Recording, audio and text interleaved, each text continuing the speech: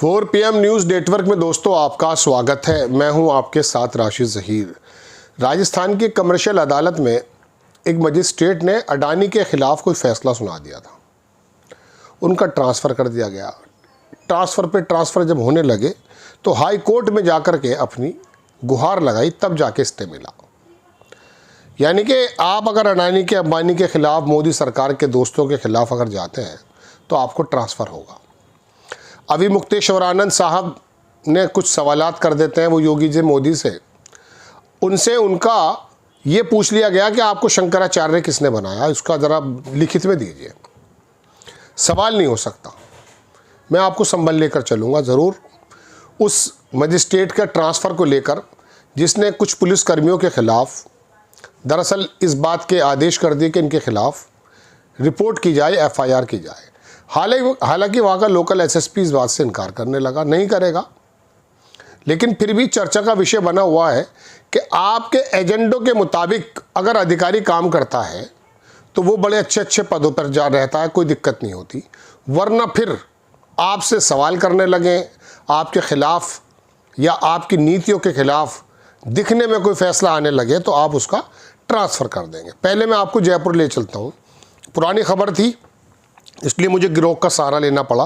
Google में मैंने गया, वहाँ देखा राजस्थान में अडानी ग्रुप से जुड़े मामले में एक जज, उनका नाम दिनेश कुमार गुप्ता, अडानी की कंपनी के खिलाफ फैसला सुनाने के बाद उनको तबादले और उस फैसले पर हाई कोर्ट द्वारा रोक लगाने के मामले में ये खबर सुप्रीम कोर्ट नहीं बल्कि राजस्थान हाई कोर्ट तक गई, जहाँ जज के तबादले को लेकर चुनौती दी गई।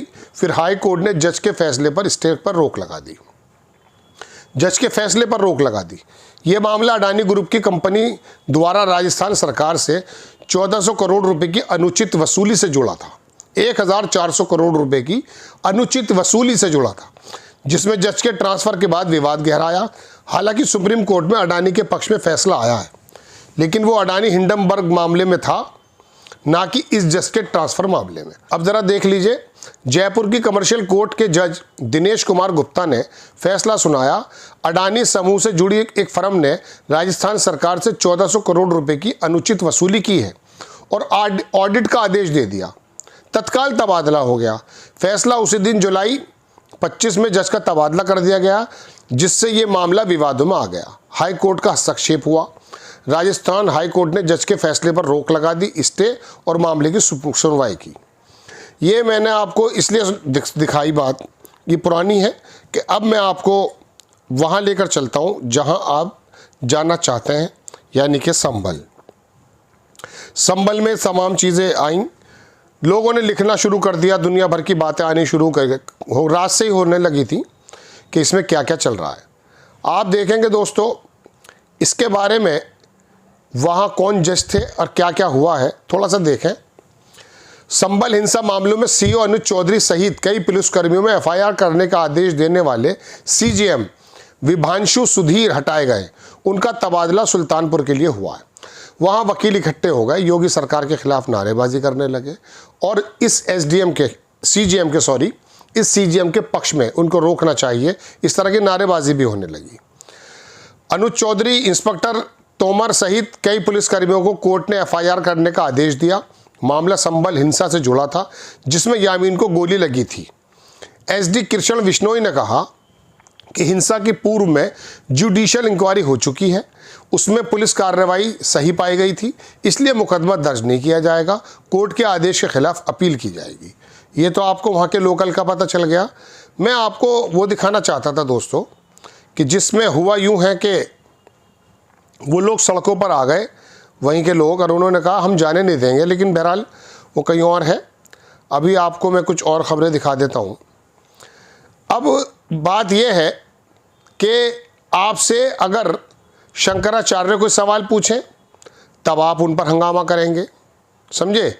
आपसे मिसाल के तौर पे जो है कोई मजिस्ट्रेट कहता उसका ट्रांसफ़र कर देंगे। लेकिन एक DM आपको नज़र नहीं आती, वो है युवराज।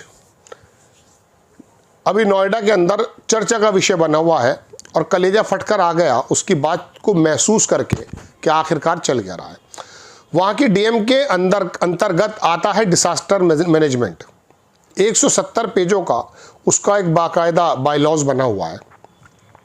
उसकी देख रेख करने की जिम्मेदारी दरअसल डीएम साहिबा की है, उनका ट्रांसफ़र नहीं हो रहा। क्यों? एक तो एनसीआर में ही है, आगरा की है शायद गालिबन, और वो हमारे चुनाव आयुक्त की बेटी है। कल कई सारे पत्रकारों ने इस बात को उठाया। आपको ज़रा सी गलतियों पर आपके ख़िलाफ़, आपसे अपोजिट कोई सवाल हो जाए, कोई फ़ैसला आ जाए, आप मजिस्ट्रेट को बाहर कर देते हैं। आप शंकराचार्य की उपाधि मांगने लगते हैं। लेकिन आपको एक ऐसा व्यक्ति मारा गया, उसमें सीईओ का तो तबादला आपने कर दिया, लेकिन आपको डीएम साहिबा नज़र नहीं आई। आपको ये नज़र नहीं आया कि डीएम साहिबा वहाँ पर अभी तक क्यों जमी हुई हैं। वजह क्या है? क्या वो चुनाव आयुक्त की बेटी हैं इसलिए? उनकी पहुँच बहुत लंबी है? दोस्तों, ये जो दुरंगे व्यवहार आपको नज़र आ रहे हैं कि संभल में आप गोलियां मार दें, हाशमपुरा कांड आप कर दें, ये कांग्रेस, मैं ये कोई बीजेपी की बात नहीं कर रहा हूँ। मैं आपको वो मानसिकता बताना चाहता हूँ, ये कांग्रेस के वक्त में भी होता आया। उत्तर प्रदेश के मेरठ में हाशमपुरा कांड, गोली मुरादनगर पर 30-35-40 लोगों के मार दी गई, कत्ल कर दिया गया 30-35-40 लोग।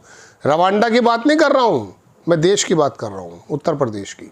कांग्रेस की सरकार थी, और 2 महीने बाद तो वो खुला है जाके केस। मैं सोच रहा था कि उस ज़माने में मीडिया, सोशल मीडिया नहीं थी, लेकिन मणिपुर भी तो कई महीनों बाद खुला है। मणिपुर के अंदर जब इज्जतों के तार तार उड़ा दिए गए, कुकी मैती के बीच में वो खूनी नरसंहार छुपा लिया गया, और ऐसा लगा कि कुकी शायद इंसान ही ना हो। उनकी बच्चियों के साथ क्या हुआ? अमित शाह वहाँ दौरे पे दौरे तो करते रहे, कुछ टाइम बाद जाके चीफ मिनिस्टर नहीं हटाया गया। फिर पता चला कि मंत्री संतरी किसी को नहीं बख्शा गया, वो नरसंहार हुआ है आपके सामने, आपके देश में, मेरे देश में। ये व्यवस्थाएं जो है ना, अपने मुताबिक जो चलाना चाहती हैं। हालांकि मैं आपको बता दूं कि अधिकारी अगर चाहें अपनी रीढ़ की हड्डी सीधी करें, जहां पे भी जाएं रोशनी बिखेरें। यानी कि आपको उसने सुल्तानपुर कर दिया, आप वहां पर केस उठाकर देख लीजिए, कहां तक भगाएंगे आप। आप चाहें तो कर सकते हैं, और आप तो मीडिया भी आपका साथ दे देती है बाज़ दफ़ा, सोशल मीडिया। लेकिन ये व्यवहार, ये व्यवस्था के संबल में गोलियां मार दी जाती हैं, और वहाँ का लोकल एसपी सिटी कहता है कि साहब नहीं, पुलिस जांच हो गई थी यहाँ। अरे तो फिर ये सीजीएम की जो है, ये जो ऑर्डर है, इसका क्या महत्व है? अदालतों का महत्व नहीं है भाई। हालांकि कंप्रोमाइज्ड हो गए जजेस, ये भी हम जानते हैं, लेकिन जहाँ से थोड़ी थोड़ी रोशनी आ रही है, उसको भी आप राख डालने की कोशिश कर रहे हैं। दोस्तों, लखनऊ, वो नोएडा की डीएम वहीं बनी रहती हैं, जो कि चुनाव आयुक्त की बेटी हैं, और वहाँ का बंदा एक पुलिस ऑफिसर पे एफआईआर करने की वजह से, अगर ऐसा है, उसका ट्रांसफ़र कर दिया जाता है। ये देश की विडंबना है। जय हिंद।